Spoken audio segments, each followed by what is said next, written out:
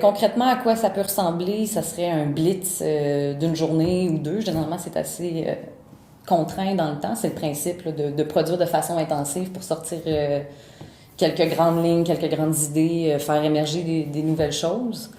Donc, c'est un blitz de travail condensé qui demande généralement beaucoup de préparation, à savoir si on veut préparer un genre de document de synthèse pour que les gens aient une idée de, bon, c'est quoi les enjeux dans le territoire, préparer des outils comme des maquettes, comme du visuel, avoir des personnes ressources qui sont capables de... Parce que si tu fais une charrette avec des citoyens qui sont pas des professionnels, qui vont avoir de la difficulté peut-être à dessiner ou à mettre en mots exactement ce qu'ils veulent dire, ça peut aider d'avoir des professionnels ou des étudiants qui facilitent le processus puis qui dessinent au fur et à mesure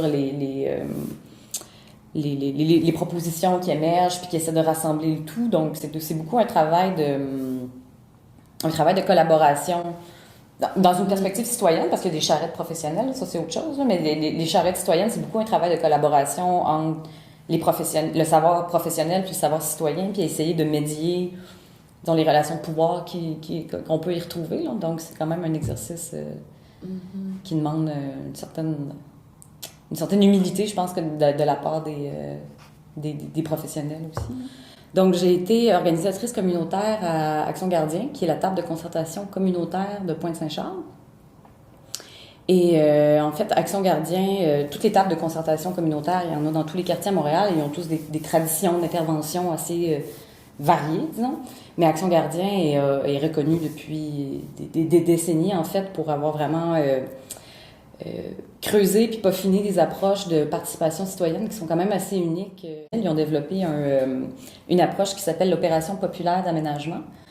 Puis la première a eu lieu dans le cadre de la révision du plan d'urbanisme. Donc, ça a été une mobilisation citoyenne bon, qui durait toute il y avait beaucoup de travail en amont pour préparer des outils, faire des assemblées publiques sur certaines thématiques, commencer à préparer les citoyens à comprendre, à saisir les enjeux de développement dans le quartier. Puis ensuite, une grosse fin de semaine là, de réflexion, de charrette citoyenne, de plusieurs ateliers concernant différents sujets qui touchent le cadre de vie des gens. Puis ça se base sur le fait que, sur le postulat, si on veut, que les gens qui habitent dans un quartier ont une connaissance intime de ce quartier-là et donc sont placés, ont un rapport privilégié pour formuler des propositions puis des revendications pour l'espace. La charrette, c'est un outil dans toute la panoplie d'outils qu'on peut utiliser dans une opération populaire d'aménagement. Donc, il va y avoir la charrette, mais il va aussi avoir des assemblées publiques, des marches exploratoires, des panels, des débats. Il y a plusieurs outils qui peuvent être mis à contribution. J'ai l'impression que peut-être les praticiens, des fois, justement, idéalisent la charrette puis oublient la charrette, c'est la pointe de l'iceberg. Pour qu'une charrette soit vraiment efficace, pour que les gens aient vraiment des bonnes idées, puis que les gens saisissent les enjeux du territoire puis puissent vraiment avoir des discussions en profondeur, il y a tout un travail d'information qui doit être fait avant, t'sais.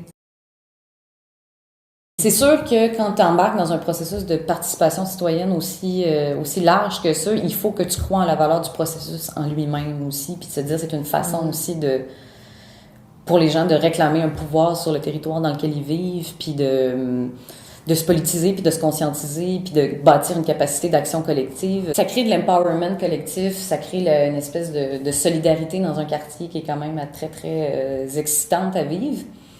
Mais après ça, il faut toujours faire attention tu sais, c'est des grandes joies qui peuvent venir avec des grandes déceptions aussi. Puis les grandes déceptions, ça peut être, bon, la longueur du processus, mais ça peut être aussi un truc aussi bête que lire le rapport de l'OCPM après les consultations publiques, puis d'être comme, ouais, OK, nos idées sont un peu diluées dans tout ça. Puis la plus grosse déception encore, de voir qu'est-ce que la ville ou qu'est-ce que le promoteur décide de faire avec ce rapport-là.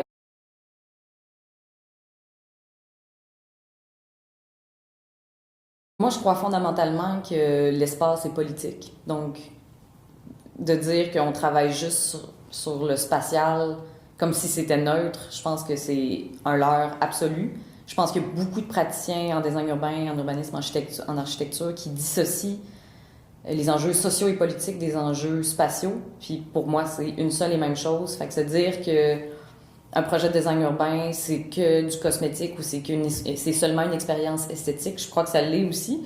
Mais je crois qu'on peut absolument pas dissocier ça du contexte politique parce que l'espace urbain est infiniment politique, tu sais.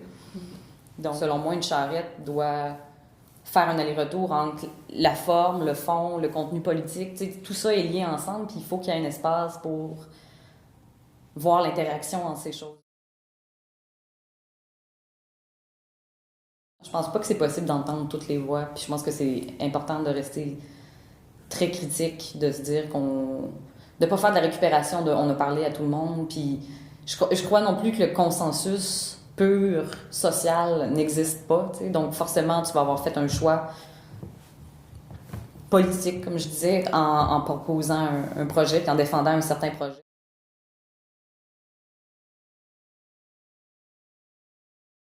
S'il y a une attente très élevée que ça va être amusant, puis que tout le monde va être d'accord, puis qu'on va sortir là avec un consensus, puis qu'il va y avoir des papillons, euh,